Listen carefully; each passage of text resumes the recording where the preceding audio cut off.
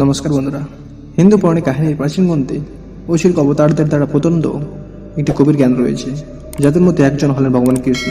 তার কাছে আরোপিত অনেক শিক্ষার মধ্যে প্রকৃত বৈষ্ণব বা বিষ্ণুর ভক্ত করা এবং গভীর সংখ্যাদা। একবার বৃন্দাবন পবিত্র ভূমিতে, যেখানে কৃষ্ণ তার শৈশবকাল কাটিয়েছিলেন, এক দল ভক্ত তার চারপাশে জড়ো হয়েছিল, সত্য ভক্তির পথ শিখতে আগ্রহী। তাদের মধ্যে গোবর্ধন নামে একজন ধনী বণিক ছিলেন, যিনি তার ধার্মিকতা ও উদারতার জন্য পরিচিত ছিলেন। ভক্তরা কৃষ্ণের পায়ের কাছে বসার সাথে সাথে গোবর্ধন একটি প্রশ্ন উত্থাপন করলেন, যা তার মনে বেশ কিছুদিন ধরে ভারাক্রান্ত ছিল। হে প্রভু, গোবর্ধন বললেন, এই পৃথিবীতে তোমার নামে অগণিত আচার প্রার্থনা নিবেদন করা হয়, তবুও এই ভক্তির সাগরের মধ্যে কে সত্যিকারের অর্থে বৈষ্ণব হওয়ার যোগ্য, প্রকৃত ভক্ত করা? হে প্রভু, তোমার হৃদয়ে প্রিয় রাখো।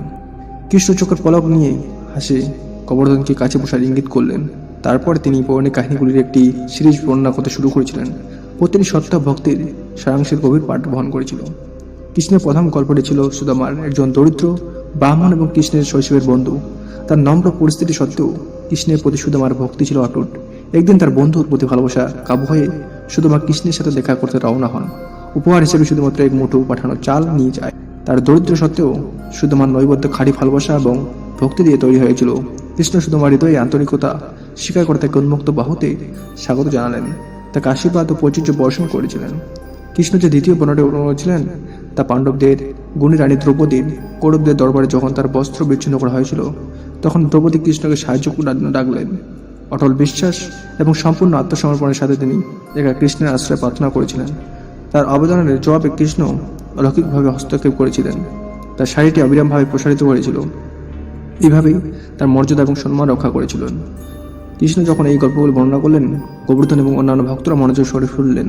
তাদের শ্রদ্ধা ও বিশ্বাসনীয় হয়ে উঠল। তাদের কাছে স্পষ্ট হয়ে উঠেছিল যে প্রকৃত ভক্তি সার্বভৌম মহান আচার অনুষ্ঠান বা বস্তুগত নৈবেদ্য নয়, বরং নিজের ভালোবাসা, বিশুদ্ধতা এবং ঈশ্বরের কাছে আত্মসমর্পণ করে। মৃদু হাসি দিয়ে কৃষ্ণ তার বক্তৃতা শেষ করেন। সমাবেশে সমর্থন করে প্রকৃত বৈষ্ণব প্রিয় ভক্ত তারাই, যারা সুদামা এবং দ্রৌপদীর গুণাবলীকে মূর্ত করে নম্রতা, অটল বিশ্বাস এবং ঐশ্বরিক ইচ্ছার কাছে আত্মসমর্পণ করে, যাতে হৃদয় এবং প্রেম ভক্তিতে পূর্ণ, যারা বিনিময়ে ঈশ্বরের উপস্থিতি এবং অনুগ্রহ ছাড়া আর কিছুই চায় না। ভক্তরা যখন কৃষ্ণের শিক্ষা গ্রহণ করেছিলেন, তারা তাদের উপর স্পষ্টতা এবং উদ্দেশ্য হওয়ার গভীর অনুভূতি অনুভব করেছিল। তারা বুঝতে পেরেছিল যে সত্যিকারের ভক্তি বাহিক্য আচার অনুষ্ঠান এবং নৈবদ্যিক অতিক্রম করে এবং এর পরিবর্তে হৃদয়ের গভীর বাস করে, যেখানে ঐশ্বরিক প্রতি ভালোবাসা সর্বোচ্চ রাজত্ব করে। সেই দিন থেকে গোবর্ধন এবং উৎসাহ ভক্তরা নিজেদের মধ্যে প্রকৃত বৈষ্ণব গুণাবলী গড়ে তোলারও সংকল্প করেছিলেন। প্রতিদিন অতিবাহিত করার সাথে সাথে তারা ঈশ্বরের সাথে তাদের সংযোগে আরও গভীর করার চেষ্টা করেছিল। জেনেছিল যে প্রভুর ইচ্ছার কাছে আত্মসমর্পণ করলে তারা সত্যিকারের পরিপূর্ণতা এবং চিরন্তন আনন্দ পাবে। তো বন্ধুরা, এরকম আকর্ষণ চ্যানেল সাবস্ক্রাইব করে পাশে দেবো। জয় বন্দে মাতরম, ভারত মাতা কি জয়।